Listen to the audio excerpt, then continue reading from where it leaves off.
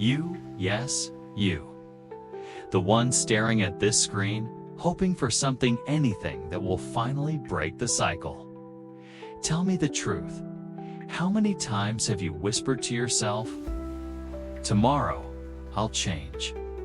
How many times have you sworn that this time will be different, only to watch yourself collapse into the same patterns again? You know the feeling. That quiet shame that creeps in when you realize you've become a liar to yourself. Not because you wanted to, but because you've broken your own word so many times that you no longer believe it. And here's the truth. You've been avoiding. This isn't laziness. This isn't weakness. This is betrayal. And betrayal always leaves scars. But the one you've been betraying isn't your boss, your family, or your friends. It's you. There's a kind of suffering that doesn't scream. A T. It doesn't bleed. It doesn't even look like suffering from the outside. It's the suffering of watching yourself fail to live up to your own potential. You say you'll wake up early. You don't. You say you'll start the project. You don't. You say you'll finally take control of your life. And then you don't, and each time something inside you does not loudly. Not dramatically, but silently, like a candle burning out in an empty room. Nietzsche once wrote, "He who despises himself still respects himself as one who despises." Even in self-hatred, there's a strange kind of integrity. But when you betray yourself, when you no longer believe your own words, you lose even that. You become hollow. And that hollowness is what you feel when you scroll endlessly, when you avoid the work, when you drown yourself in distractions. It's not boredom. It's not fatigue. It's the ache of a soul that knows it's being abandoned. Carl Jung believed that the human psyche is not one unified thing, but a battlefield of parts.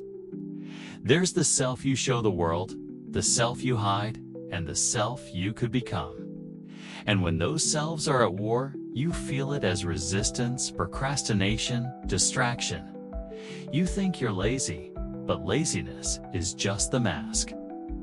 What's really happening is a civil war inside your soul. One part of you wants to rise, to build, to conquer. The other part wants to hide, to stay safe, to avoid the unbearable weight of responsibility. And every time you choose comfort over growth, you're not just wasting time, you're deepening the split. You're teaching yourself that your word means nothing. Plato warned about this in the Republic. He said that the worst form of slavery is when a man becomes a slave to himself, when his appetites, his fears, his impulses rule him instead of his reason. And isn't that what's happening to you? You're not free. You're chained to your own avoidance. Here's the uncomfortable truth. You're not afraid of failure. You're afraid of power. Because if you actually became disciplined, if you actually lived up to your potential, then you'd have no excuses left. You couldn't hide behind someday anymore. You'd have to face the terrifying reality that you are capable of more than you've allowed yourself to believe. Machiavelli once said, "It is better to be feared than loved, because fear compels action." But what if the one you fear most is yourself? What if the reason you sabotage your own discipline is because you're terrified of what would happen if you stopped? Think about it. If you truly committed, if you truly gave everything, then the world would see you.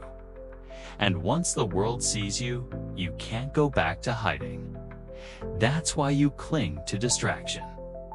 Not because it feels good, but because it keeps you invisible.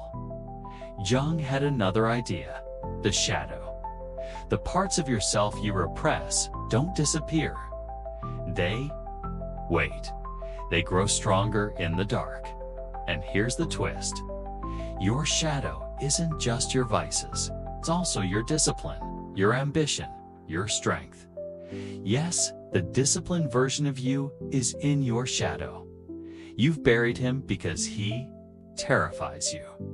He demands sacrifice. He demands pain.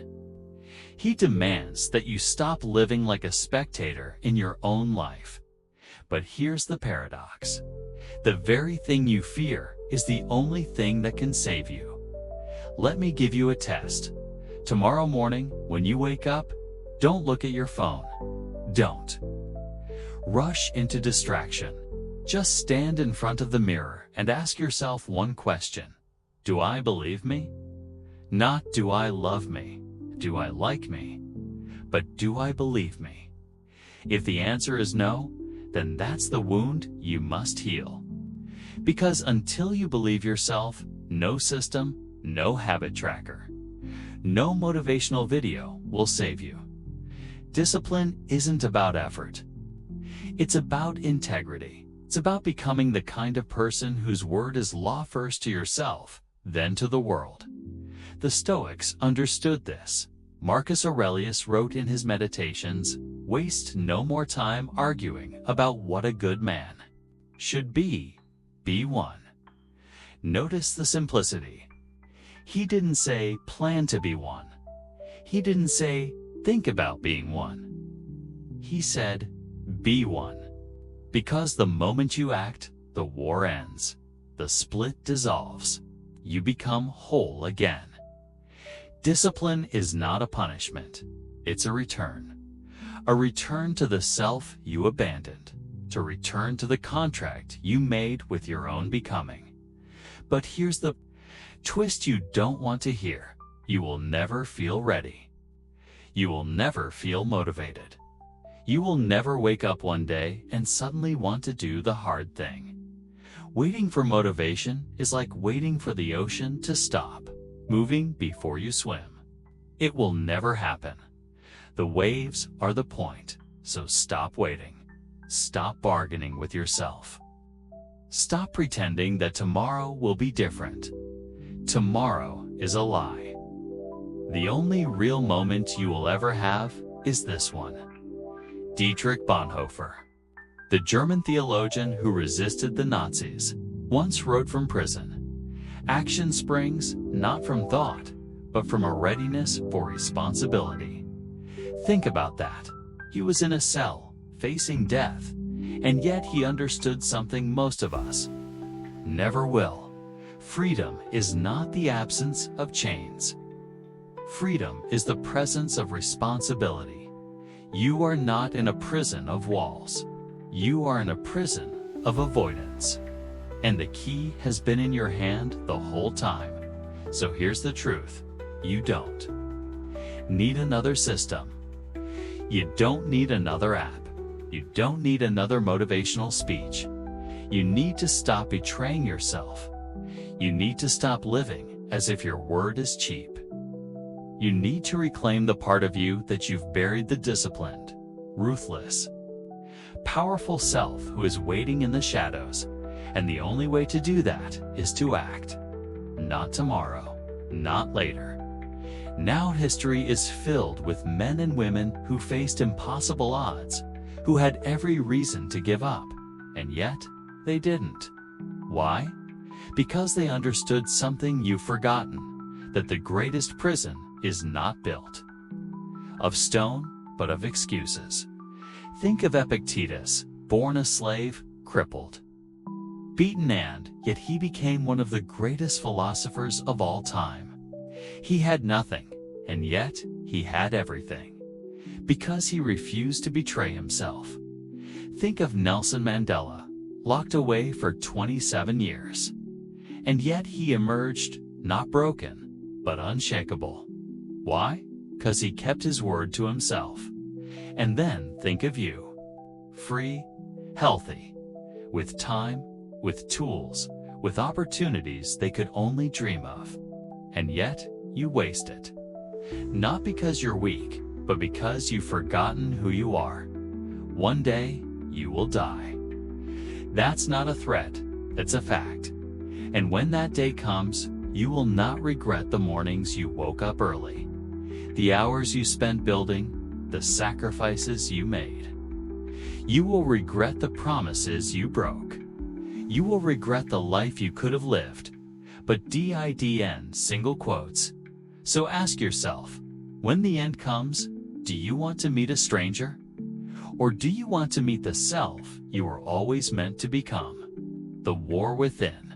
You will not end on its own. You must choose. You must decide which self survives. And maybe, just maybe, that decision begins right now. If this spoke to you, don't just click away. Sit with it.